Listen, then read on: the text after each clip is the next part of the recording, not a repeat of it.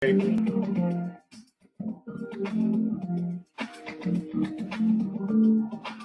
I get those?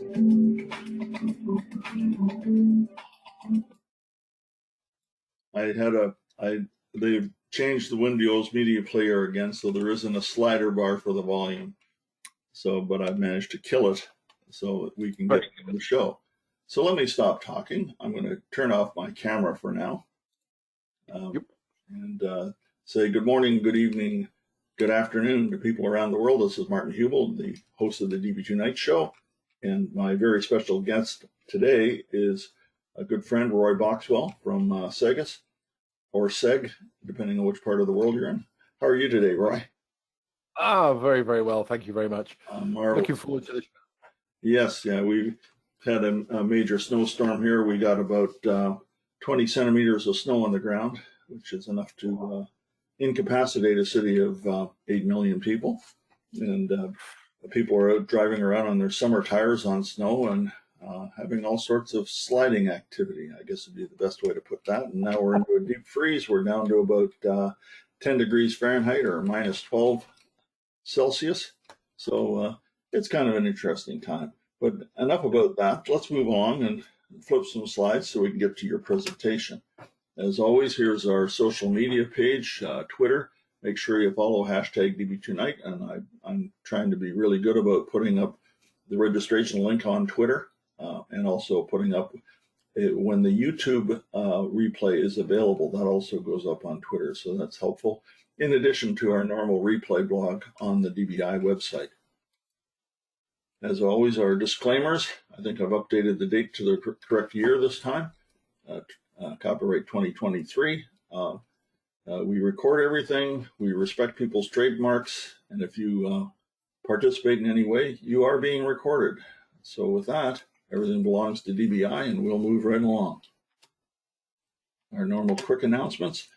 I've got most of the sessions now scheduled for the spring. March 10th, our next show will be John Hornibrook from the IBM Toronto Lab. He was in April, but we moved him back to March. Reason being is we had a conflict with our speaker, Phil Nelson, in March. So he's now in April.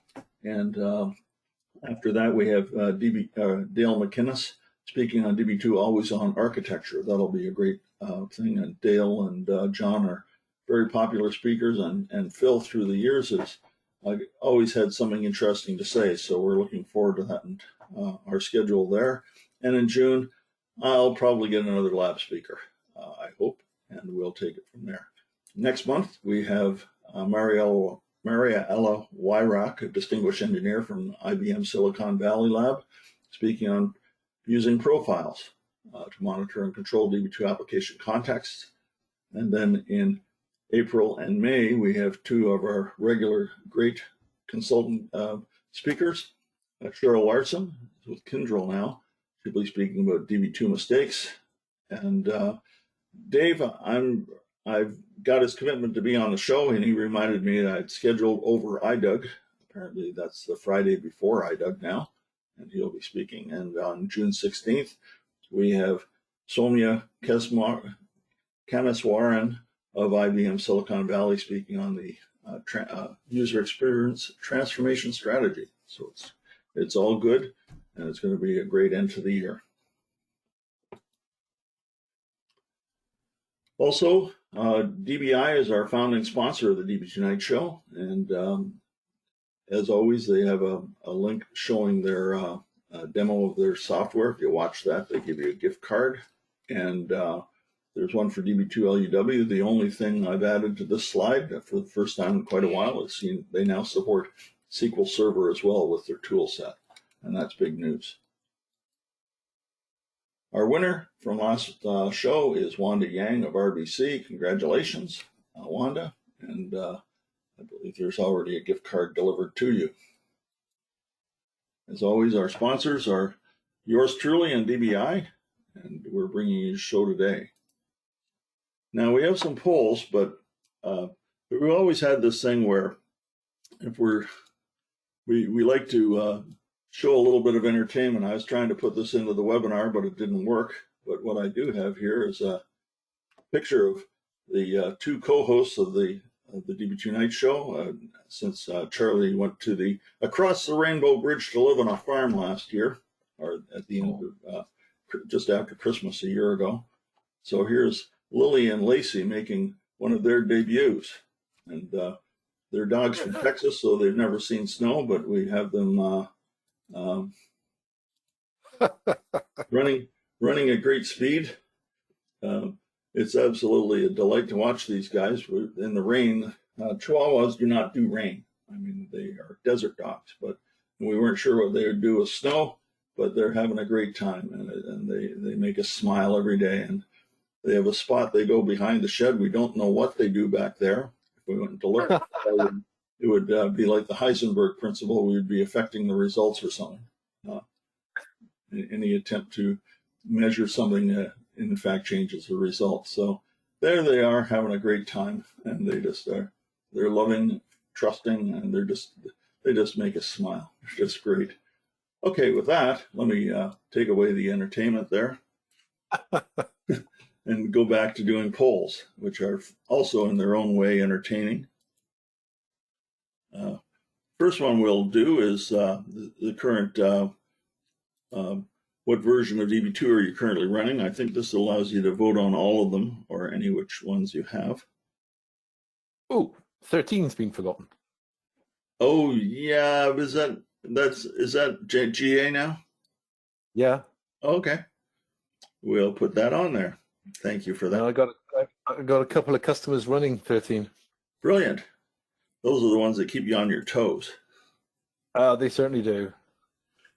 Yeah. Thankfully, no one's on 11. That's very good news. It is very good news. You'd be surprised. Sometimes we like to call those people serious users of DB2 because they don't have time to do an upgrade. I followed on Listserve some guy. He went to a shop and he's on 12 FL100 and their compat is at 10 R1. Yes. It's like, yeah. Oh, that when they upgrade that to modern practices, that's going to be dangerous. Yes, and sometimes the problem with people being on old software is based on the vendor they're using, and the vendor is not supporting the latest and greatest releases. So let's move along and do some presentation-specific questions here. Do you audit your DB2 systems? And so far we have most people saying yes. Very good. And that's a positive thing. So only have about half of our audience voting, but let people think about that a bit, and we'll turn it off and share the result there. 80% said yes, and the others are no or not sure. And the next one after that is, do you have, just for interest of what type of things? This is a relatively simple question here. You can have both on this question. You can click as many as you need. And that's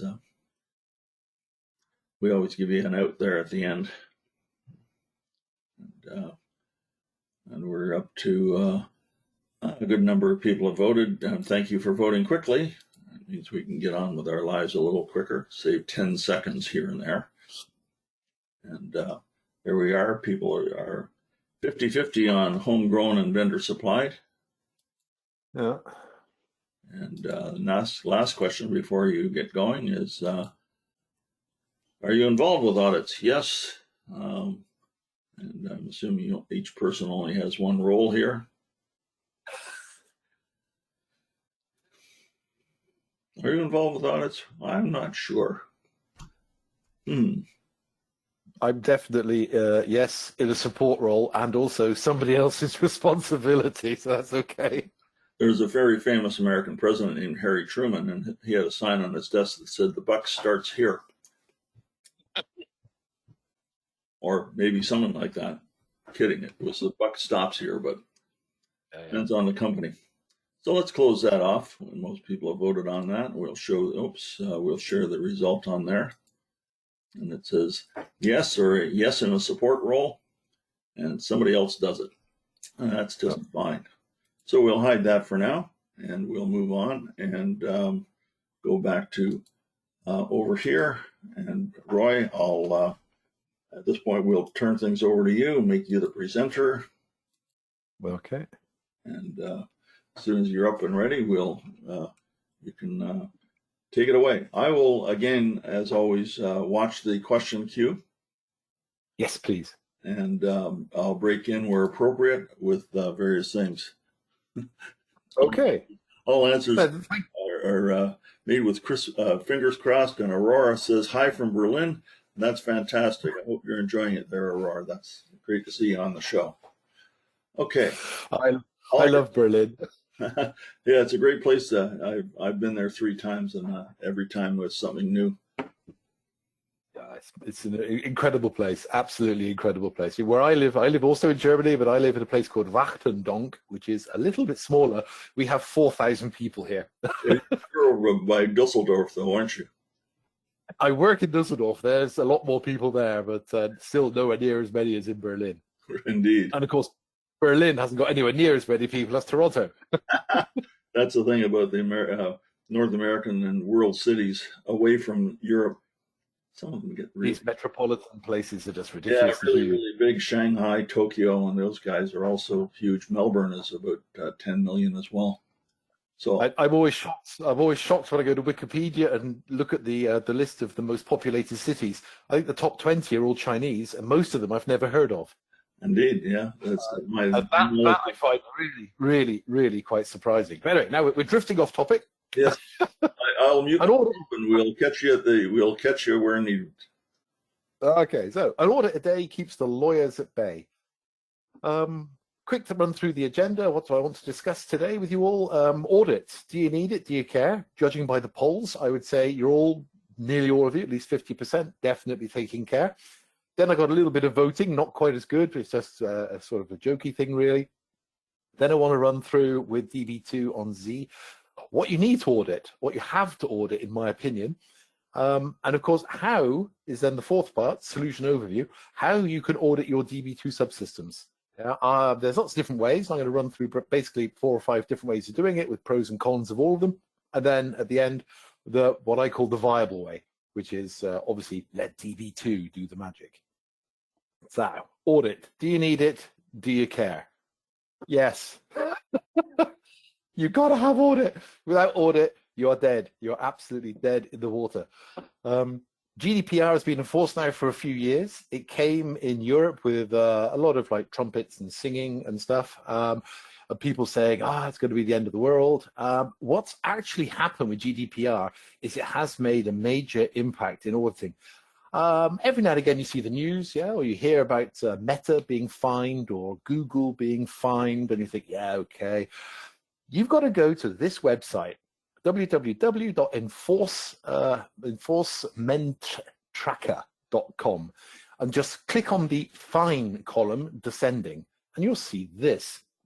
This is a screenshot I did just the other day, and these are the fines that big firms, again, are extraordinarily large fines. Amazon Europe, 746 million euros. That's ridiculous. And then September last year, Meta, 405 million euros. And then Meta, and then Meta, and then of course our good friend WhatsApp at the bottom, and then Google. And so these guys have all been ignoring GDPR, and they've all been caught, and they're all paying millions and millions of euros or dollars. So what were these fined for? Obviously, if you go to that website, I recommend it. It is very interesting to see what people are fined for. You can see here that all of these guys were basically non-compliance with general data processing principles. Now, non-compliance with general data processing principles is like a coverall. It's you've been naughty, and then you fine 600 million. It's really amazing.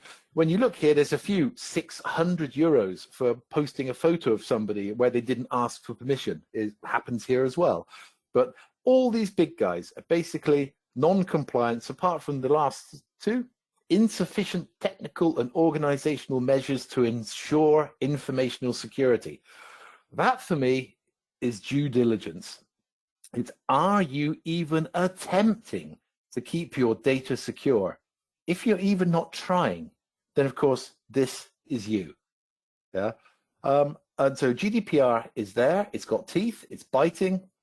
It's paying for lots of schools, hospitals, and healthcare over here in Europe.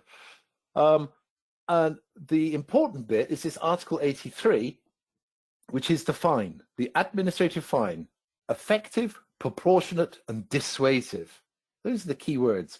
The bigger the firm you are, the more you'll be fined, which is attempting to tell people, guys and girls, sort your lives out. Try and get some sort of auditing, try and get some sort of paper trail of what's going on, because otherwise we're going to hit you with a very large cricket bat with a bunch of rusty nails in it. Yeah? And the bigger you are, the bigger the cricket bat's going to be. Yeah? And at the bottom of the screen, very important, any action taken by the controller, that's your company or perhaps even you, to mitigate the damage will be taken into effect. Yeah? And so it'll be taken into account, and this will make the fine less. So if you can prove that you are auditing, say on a monthly basis, and you are looking for attacks, you're looking for mysterious SQLs, you're looking for injection attacks or whatever, and you can say to them, this is the data, this is what I'm doing, and every month we're doing this, this is good old-fashioned due diligence. And they will then look at this and go, okay, they were attacked, they were hacked, they lost data, they've had this data breach, but they were doing something every month, which meant they found it quickly, they could take reparation actions, and they could look after the data. And this means your firm will not get fines up in the millions. Yeah? So it's definitely, definitely worth it. So now a little funny thing on voting. You just have to keep this in your mind. Is your firm like this? This is how your firm is doing audit. It's, if I ignore it, perhaps it'll go away, which is what lots of men do with certain illnesses until they finally go to the doctor and then find out it's a little bit too late. Option 2, you could just cover it with sand and hope no one sees it. Doesn't work these days. Or option 3, you're too busy. You're far too busy to actually improve your processes. This happens much more often than you think. People say, no, no, no, no, no. My daily work is too busy to do this work, even though this work, this once a month audit that you could easily do is life-threatening. Yeah? We already have a solution. We don't want to reinvent the wheel. In this case, taking a circular wheel instead of a square one. How your firm is, it'll be somewhere in there, or you're doing audits already. So the needs and musts, what do you actually have to do? Well, judging by GDPR on the right-hand side here, and in America and Europe, we've got tons. COBIT, you remember that with SOX, Sarbanes, Oxley, and all the rest of it, 1 and 2, and HIPAA. Basically, there was a time back in the noughties and in the teens when auditing suddenly exploded on the scene, when everyone was getting their database hacked. And so then various government agencies around the world came up with shed loads of paperwork. Basically, it's all been, in Europe anyway, GDPR has rolled it all up into one big stick and said, you've got to do this. And so the things you have to do is select against sensitive data, anyone doing updates, so insert, update, delete, anyone doing something they shouldn't be doing, or anyone giving people elevated privileges and or removing those privileges. Because remember, one simple trick is you grant to somebody that shouldn't a privilege, they do something they shouldn't, and then you revoke that privilege so that when the audit happens, they still have just the standard privileges. This is like a temporary privilege elevation, if you like. And so that's why you've got to have at least those 4 things. What you also need, of course, is the privileged users. Who is or who are the privileged users? You know, back in the day when I was a DBA working at Western Helicopters, a whole bunch of us were sysadmins. It was easier for the people to work on the productive system as sysadmin because there were so many things we had to do, and we all hated security.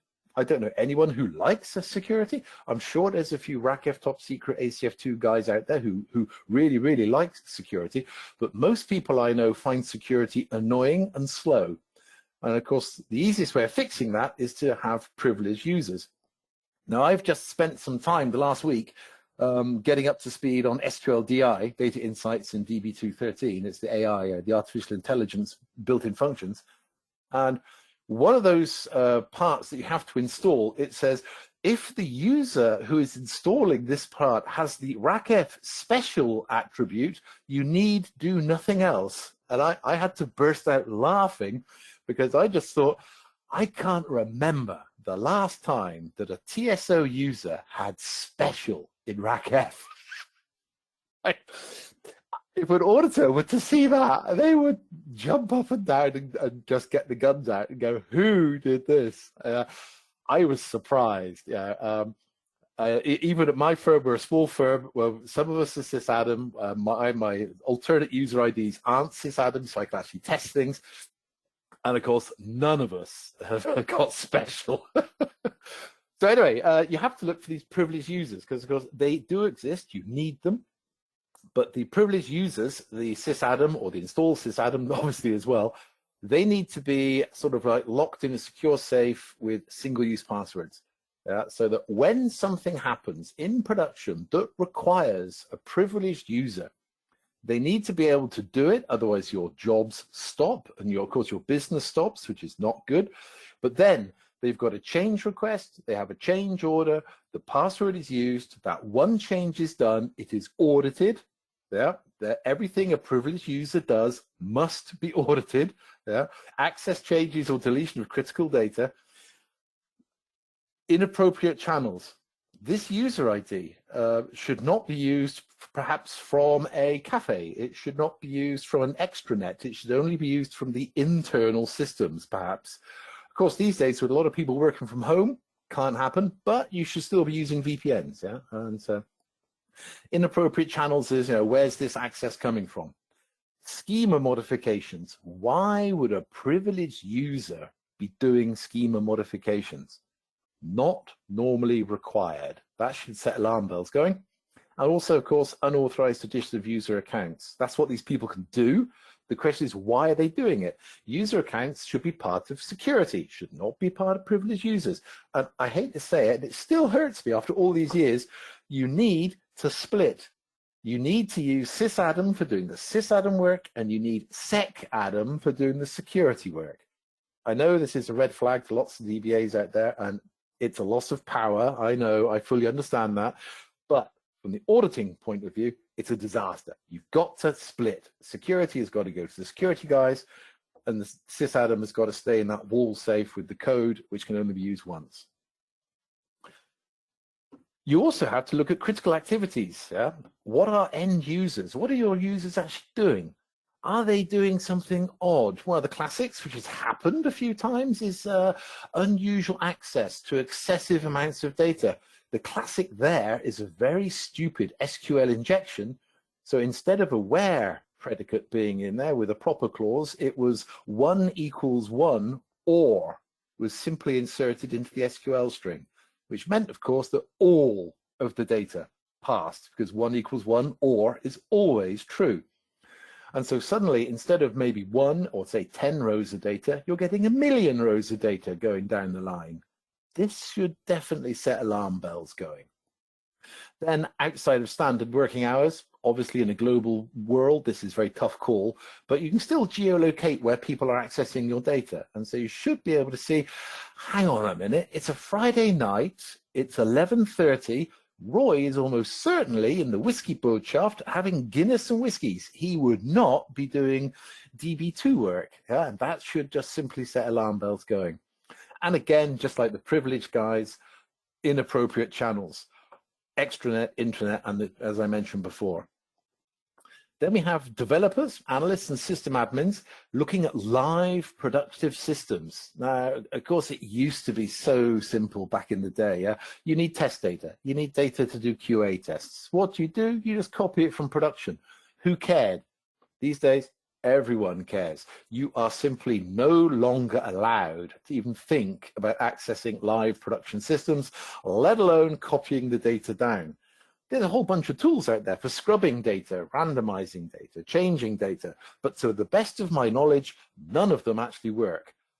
Some of them work to some degrees, some of them work to less degrees, but none of them work all the time. And so the simplest thing to do is say, it's not worth trying to do this. What you can do, of course, is simply copy your statistics down so that you can see if your access paths are going to go pear-shaped when it hits the productive data. But actual physical data, is it really worth it? The amount of work you have to put into it, I'm really not so sure it's worth it. And then in your IT operations department, inappropriate changes. Again, tough call. Stuff has to be promoted into production. If we're talking about the agile world, it's always happening. I mentioned I was Western Helicopters back in the 80s. And on those days, we had our production staging was Wednesday lunch at 12 o'clock. Yeah, why Wednesday lunch hour? 12 o'clock. It was before most of the guys went over to the pub, because in those days, of course, everyone went to the pub at 1 o'clock. But at 12 o'clock, we were all still there at our desks. And so if they would stage everything at 12, we could then control that everything had staged to production correctly. Everything was fine. Nothing was starting to go wrong straight away. And then we could all wander off to the pub. And after our pub lunch, we could come back and then see if everything was still fine. Those days, of course, have long, long gone. Now we're living in the agile world. So the changes that you get to your database and to your database applications are happening 24/7. Yeah, just look at your smartphone. When you pick up your smartphone and you go to Update Store or whatever store you use, it will probably update from between 1 to 20 apps every single time. This is the agile world. Yeah? We are the beta testers, the whole world. And the same is true, sadly, on mainframes. So IT operations, you've got to control what they're doing, but of course it's very tough. Basically, you have to collect everything.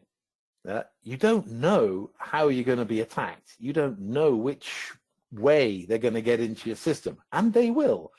Yeah, nearly everybody has some sort of breach at some point.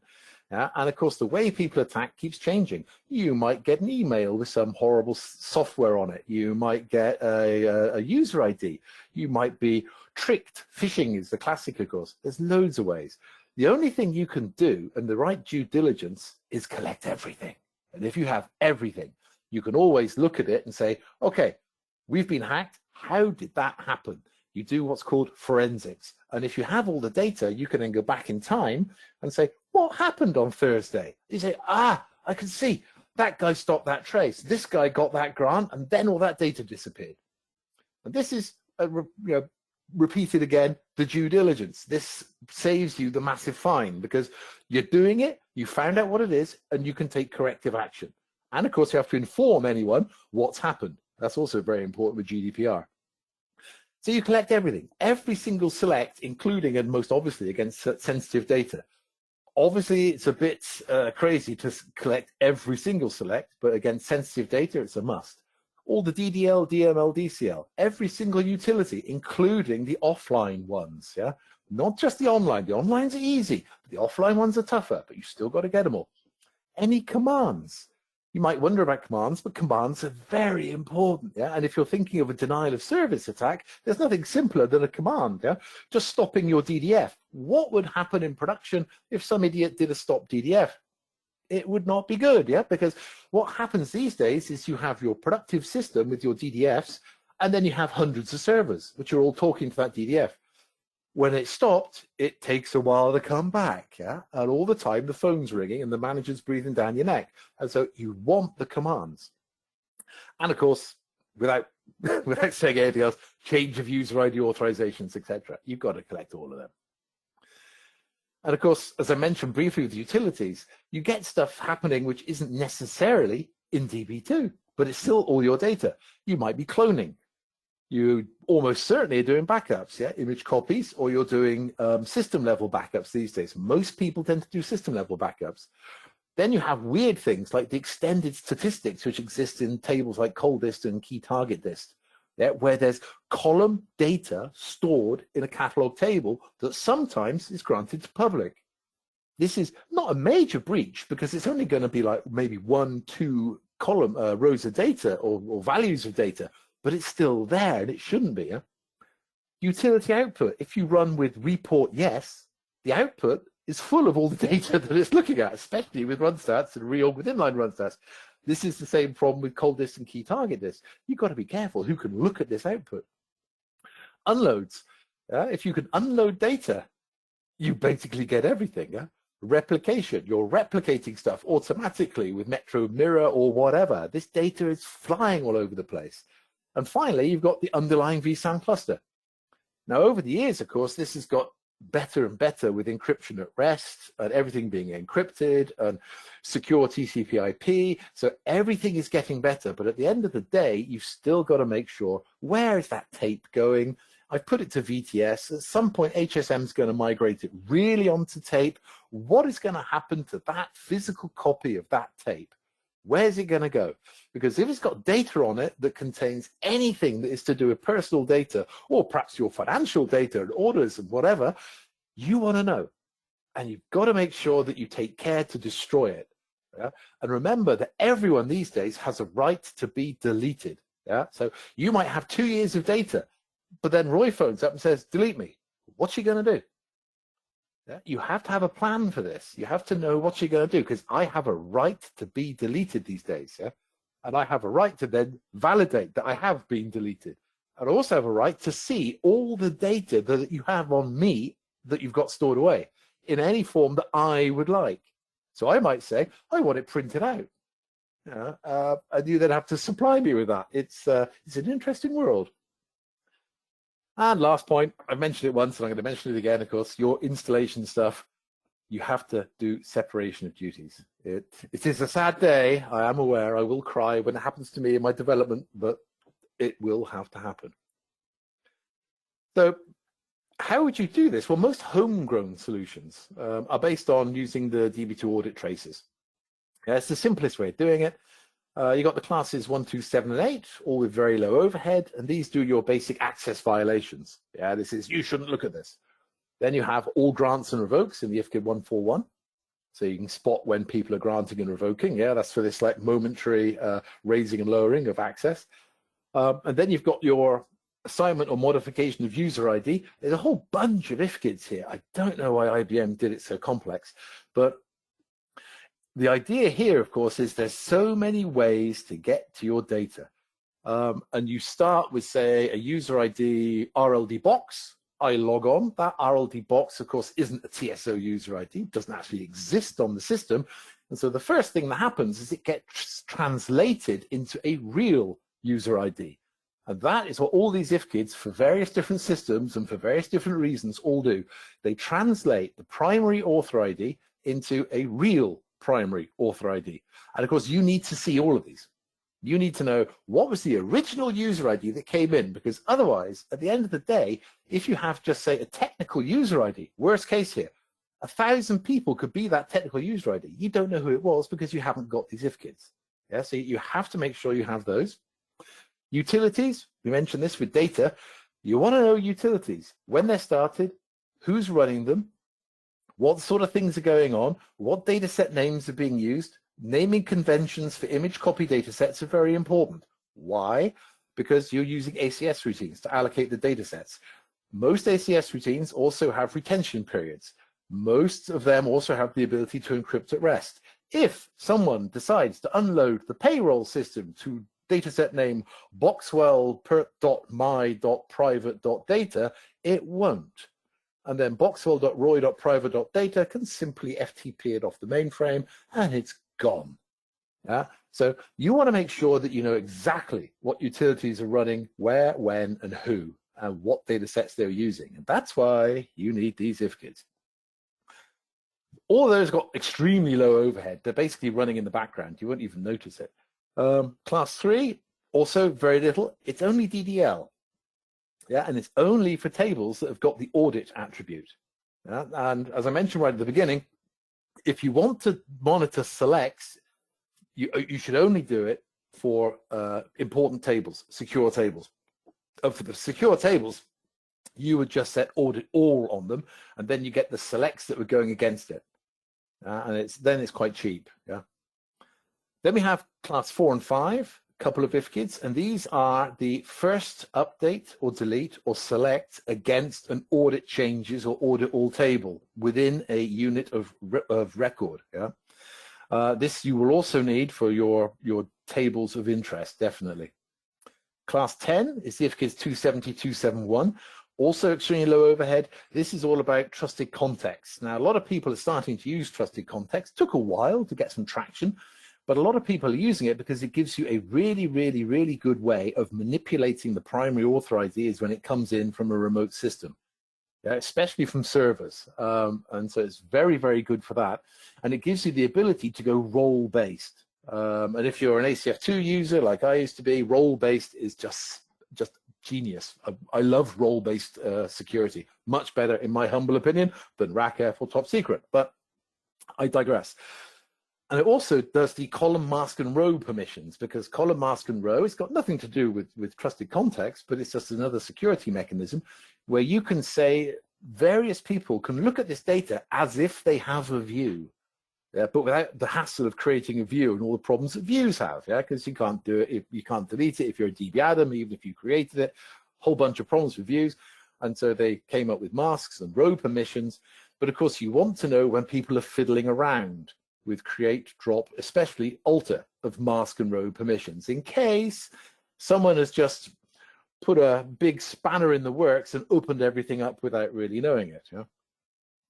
Then we have, that's the end of the audit classes that you should definitely be thinking about or actually using. Then you have the IFKIDS 90 and 91, no overhead at all. And this is all of the DB2 commands. Now, the DB2 commands are extremely important because you trace in here things like stop trace. So you're starting all these IFKID traces. And if someone stops them, you don't see it anymore. And you think everything's fine. And so you've got to make sure that you have DB2 commands so you can see stop trace. It's an absolute no-brainer, but a lot of people forget it.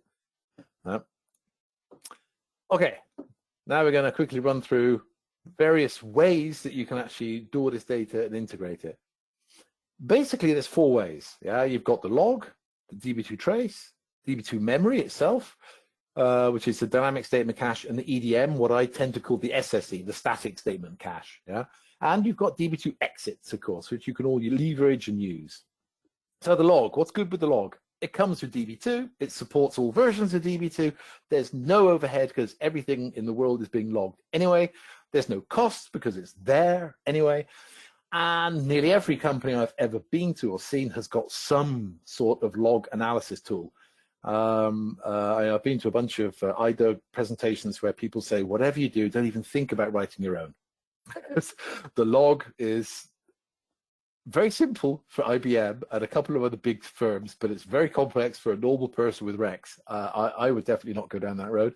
I wrote a little log analysis freebie, which you can download for free from my company's website, which just tells you how big are your archive logs. Because the archive logs, what's on there is very interesting. Like I found at one shop, 50% of their logs were index page splits. 50% of their entire log was just index page split. Crazy.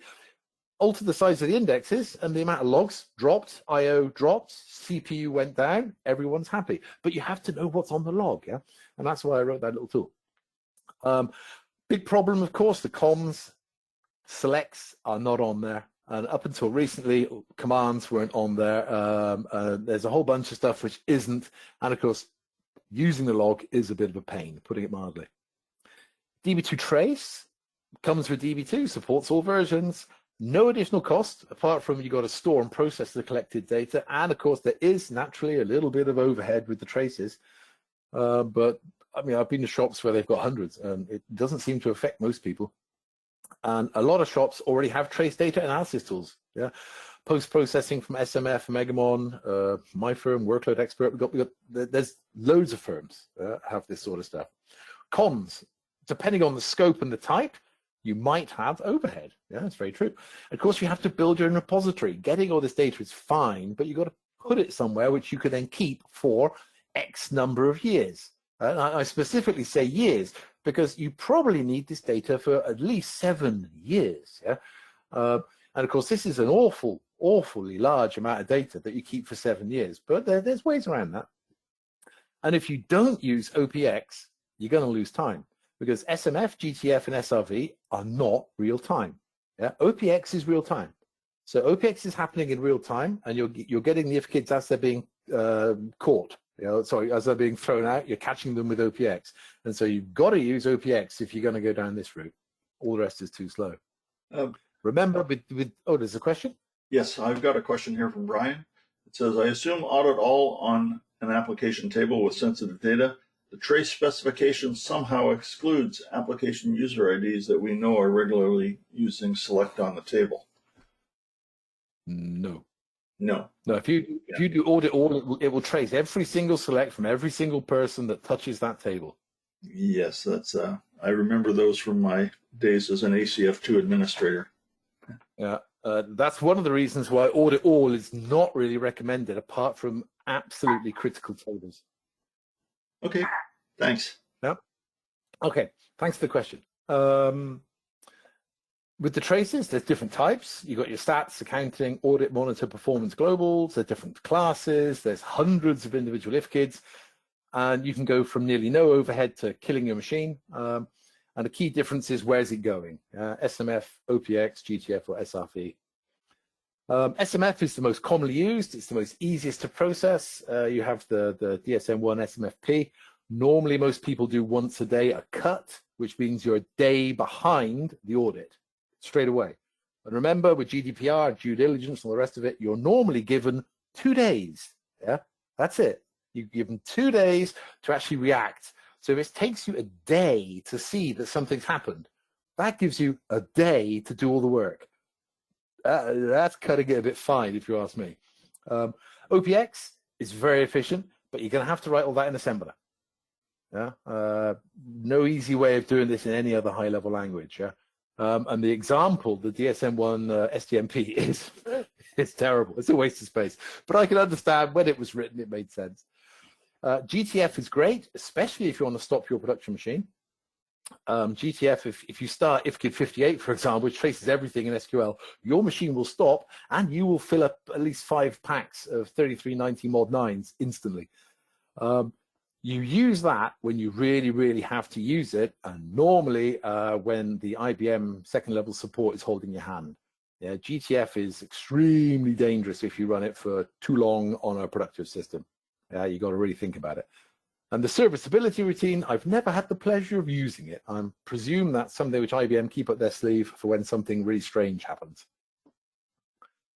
So now we come to what I call the memory. That's where you got the RAM chips down there at the bottom, the early IBM ones. Positive side, again, comes with DB2, supports all versions, no overhead whatsoever because it's already there. Again, no additional costs, but you got to store it and process it, of course, like in the other one. Cons, sadly, not all required data is there. Yeah, there's still stuff missing in the dynamic statement cache. Yeah, and usually you can't access it yourself unless you actually have some sort of active hook inside it.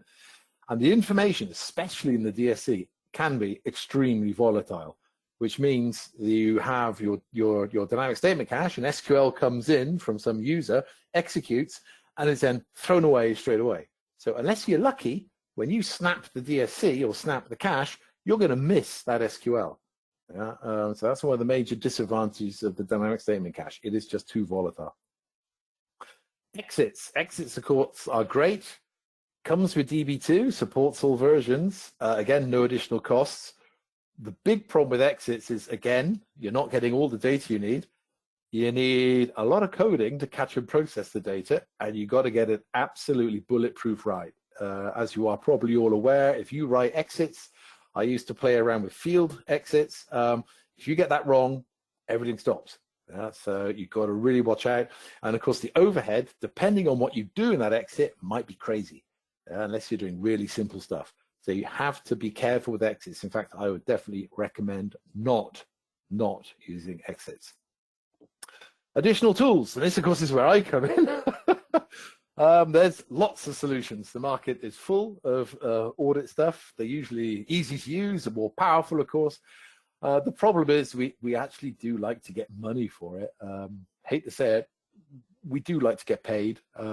There's a lot of freeware out there, but on the audit side, I haven't seen any. That doesn't mean there isn't any. And I don't go looking at what other vendors and people are doing. But for audit and stuff, I would tend to rely on if it doesn't cost anything, it probably doesn't do anything. Yeah?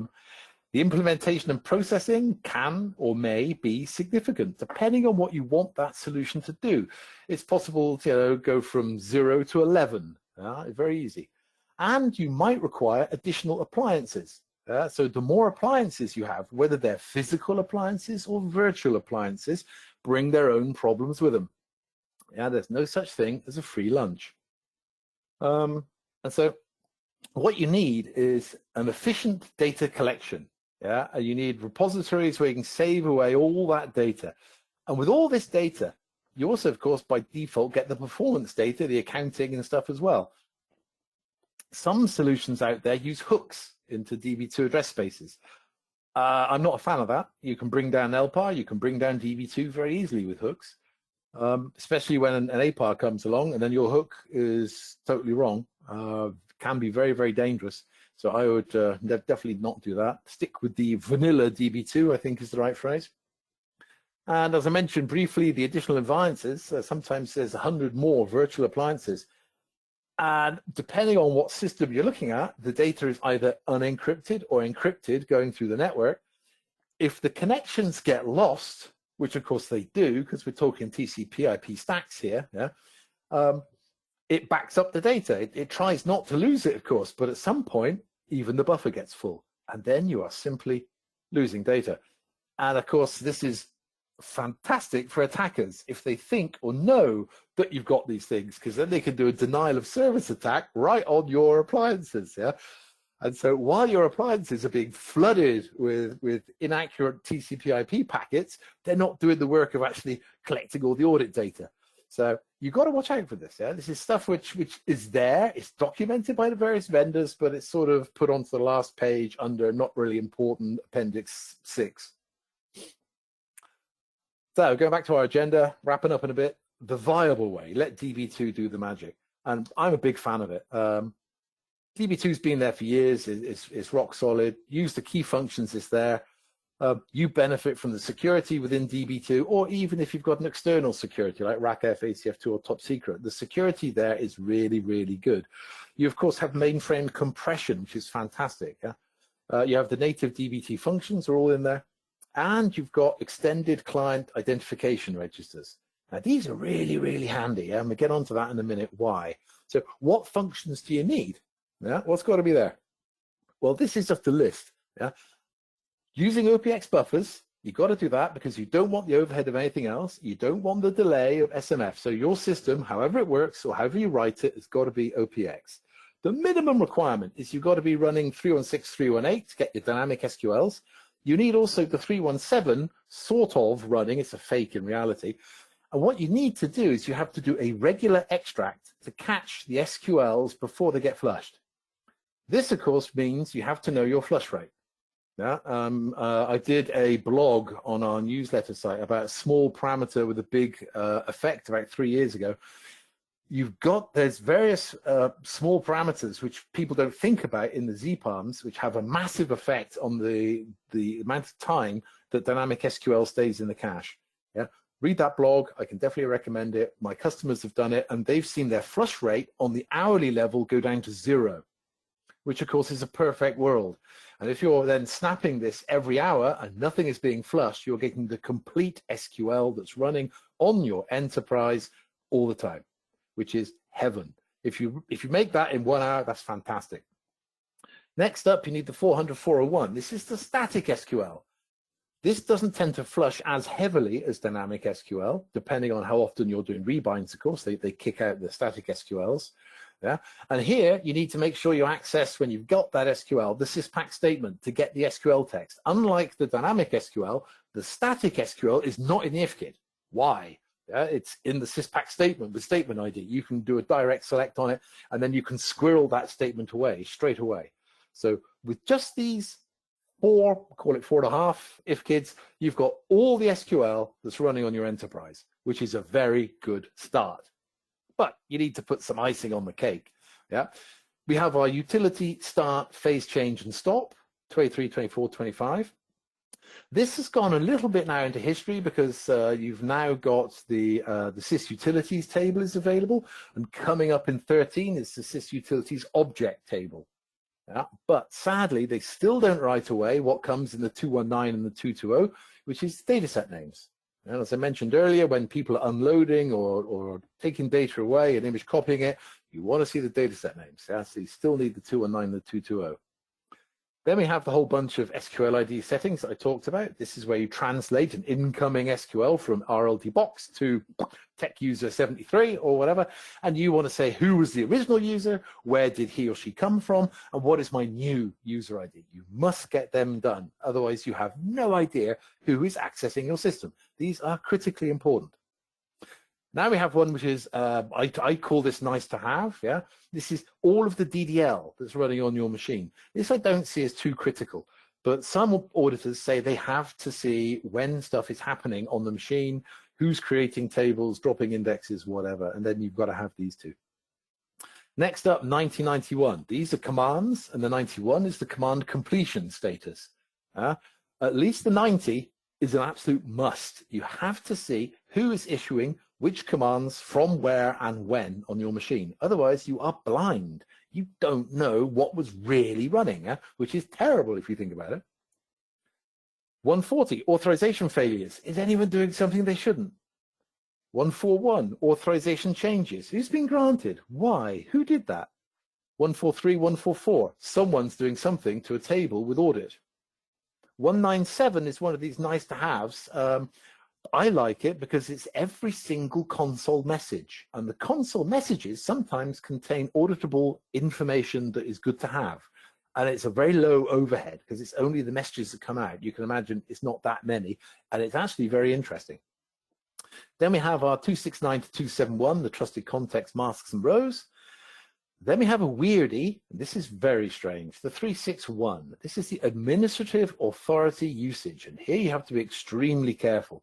Depending on whether you're using security addon or not, you will get millions of rows or you won't. Yeah, I can recommend you read the documentation on the IFKID 361 and how administrative authority works, but if you're running with SecAdmin, you should have the 361 set. If you're not running with it, which I don't recommend anyway, of course, then you really shouldn't have it. What it does is it lists out every single use of a sysadmin or a DBAdmin user ID, which you could imagine being a little bit over the top, depending on how your system works. Then 404 is a relatively new one. This is load authority usage. In the past, you didn't need a separate load authority to do a load into a table. If you had insert, it was enough. This was seen by various auditors as a problem, because granting insert shouldn't be the same as being able to load into a table. And so now you've got this IFKID 404, again, very low usage, but you need it. What you also need is the correlation header. Now, all these IFKIDs come just as IFKIDs, but you can add into it, give me the correlation header. And that correlation header gives you all the information, which JDBC driver the people are using, what's their TCP IP address, what's the name of their workstation, all of that is in the correlation header. So if you're getting to the point in life where you want to go to JDBC 4.20.61 beta FixPack 7 release B, and you want to know what people are using, you can switch that on and you'll see what everyone's using coming onto your system. And then you can say, oh my word, fix all your big servers, upgrade all of them to the right version of JDBC, or use the profiles to automatically switch your null IDs or your non-null IDs into a special option to actually use the right JDBC parameters, and then gradually roll through all of your stuff that's coming in until there's no one left using the old JDBC. And once you've done that, you can then probably do what you want to do, which is switch on your secure port access to DB2 and switch off your naked TCP IP, because that should never be on these days. Everyone should be coming across the secure port. And once you switch off the TCP IP port and you've checked all this for the correlation header, so your productive servers are all fine, you're green. And when some guy phones up and says, it's Roy, I can't log on, what's wrong? You could just say, Roy, upgrade your JDBC driver. You're not going to get on the host anymore with that old thing you're running. And then everything's fine. Yeah, so that's the reason you should definitely always have the correlation header added into all of those IFKIDs. Yeah, so you've got all this data. It's a vast amount of data. Yeah? And of course, it contains all of the performance data on your machine as well. Yeah, so you're doing this for audit. You're being forced to do this for audit. If you're lucky, the audit department are going to pay you for it. Yeah, but you get all of the SQL with all of the statistics of everything that's running on your machine free because it's there with the audit. Yeah. Imagine what you could do. Unbelievable. You might even say, let the developers look at it. You can extract data and say, guys, you can't look at the real data because that's protected, of course. Yeah. But here's an extraction. Have a look because lock it. Make sure that this repository, which contains, after all, everything you've got on the machine, should only be allowed access to a few trusted people. Yeah. You need to set up alerts and stuff if anyone starts fiddling around with this data, because this is the data which you have to say you're going to keep for 7 years. Yeah. And what I would do with it, to be honest, is I wouldn't keep it on the mainframe for 7 years. That would be madness. What I would do is I would actually create a repository on a dedicated LUW. Yeah, you can very simply use basically the same DDL. It's very, very similar DDL, of course. Just put it on there, create a massive container, put on a 60 terabyte or a petabyte drive, and just transfer the data every month down to that PC in the corner. And you are paying for the power for that PC, true, but you're not doing anything productive on it. There's no need to do security updates or anything. It's just a container drowning in data that you're pushing down to it. No one's allowed to touch it apart from you. And so when the auditor knocks on your door and says, what happened in February 2018, you can say, log on, here's the data. And if you want to, and be really clever, you can then pull it from the Linux, Unix, Windows DB2 back up onto the mainframe. Also possible, of course. That's what I always recommend. Keep a month on the mainframe so it's handy and fast. Put all the rest down to Linux. Much cheaper. And of course, all these IFKids have a much smaller footprint than putting audit changes all on every single table. You could do that. I would not recommend it. Yeah? And of course, this is all perfectly integrated, reliable DB2 technology. OPX is perfect for the task. It's really, really good and fast. You got to do it in assembler, of course, but hey, it's fast, well-proven technology. Compress it all. You get no new vulnerabilities. There's no black boxes. There's no data transmissions over network, going to boxes that you don't know where they are or what they're doing. And so it makes your life perhaps a bit easier. And then once you have all this data, you can then do it with spoofies, whatever. You can do an Eclipse. You could even do it in the modern Zowe. And from this data, you've got the SQL text, statement IDs, date, time, resource, everything that you need to know about who, did what, when, and where. It is simply a stunning amount of data that you can get. For the GUI front end, nearly everyone these days has got Zowe up and running or should be thinking about going down the Zowe route. Nearly everyone has got Angular programmers with Python, C, and all the rest of it. Zowe absolutely rocks. HTML5 graphics out of the box. It takes any existing DB2 connections that you had perhaps in Rational, Data Studio, or even Eclipse Native, and you can use them to connect up to the mainframe. Export features, you can write what you like. I mean, Zowe is extremely nice. So here's just a couple of little screenshots. At the top there is Data Studio, which is okay, but a bit old-fashioned these days. And now this is the version that we've got. We've used Zowe for the front end. And so there's all different drop-down boxes. You've got here just to show you the DB2 commands very briefly. And it's just, let's say, a quick screenshot of the DB2 commands. And you might be interested, who did the terminate utility? Yeah. And if you look at that, you can actually see that this first terminated utility was done by the SQL DI, Data Insights task. Yeah, because as I mentioned right at the beginning, I'm now into AI. Doing testing on that, and so I've got to get Data Insights running, and it's doing term utils as it's running, which I didn't know it did, but it does. And so you can see all this sort of stuff here. Very nice to have, very simple, very good. And most ZOS systems these days, you're transferring the data down to a data lake. Yeah, most of the audit systems out there in the world don't actually run on the mainframe because you're not running just a mainframe. You have 1 to 26 mainframes, you have 1 to 600 servers, you've got thousands of PCs, yeah, you've got lots of different databases. DB2Z is not on its own. You're not running just DB2, you're running lots of separate things. And so all this stuff just goes from RACF, SMF, master log on the mainframe, is on its way down the road to QRadar, Splunk, Alien Vault, or whatever data lake you have, and that then is taken across and transferred into your SIEM system of choice. You can do your SIEM system transfer using Leaf, the log event extended format, or a syslogger format. Syslogger is, I wouldn't say frowned upon, but the only problem with syslogger, of course, it tends to use UDF transfer, which means it's loss. If a UDF packet disappears, for whatever reason, it disappears. Life carries on. It's very much like your smartphone. Something goes wrong, you restart it. Oh, everything's fine. Or Windows, shut down, restart. Works every time. But that's why Leaf is probably a little bit better, because Leaf is guaranteed to actually get the data down to your QRadar or system of choice. And at that point, once it arrives in the SIEM system, you can then say to your auditing department, I'm done. You've got the data for the last hour, the day, whatever, but you've still got the data squirreled away on your Linux, Unix, Windows box in the corner, just in case someone comes up in 7 years and says, I still want to know what happened on that day in February. Okay.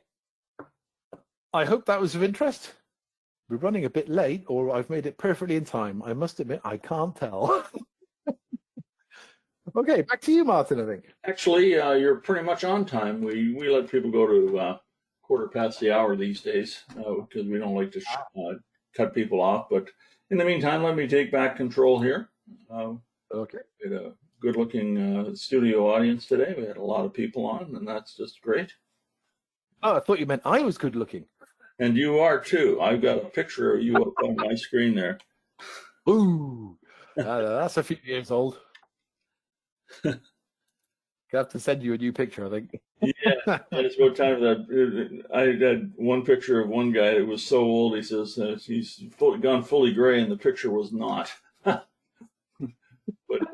anyway, now that we're back, let me put up our final question that we always like to ask people, and that is, did they learn something today? We always like to see how we're doing, and as it's going right now, it's going very, very well. And I'm going to close that off and share the results. It says 100% of our audience learned something today, and we'd love to see that. We do indeed. It's now 6 o'clock over here in Germany, so I'm gonna probably drink a beer to that. Thank you very much. Yes, it's that time. It's 6 o'clock where you are.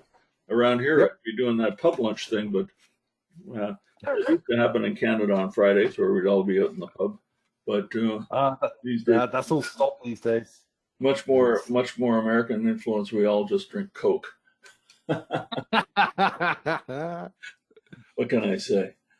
All right, with that, let me cue the music on the other side here, wherever I put it. I'll put my dogs away. Okay. Thank you once again, Martin, and everyone else who is here. Thank you. Always so a much. pleasure. I know it was supposed to be going, but that mute button thing. So once again, thanks for all attending. Thank you, Roy, for an excellent job. By the way, I did put a handout for the session up in the handout section. If you see it there, you can grab it there or grab it later on. But we've got that available. So I'd like to thank everyone for being here. Have a great weekend, and we'll see you in a couple of weeks for our next DB2 LUW show.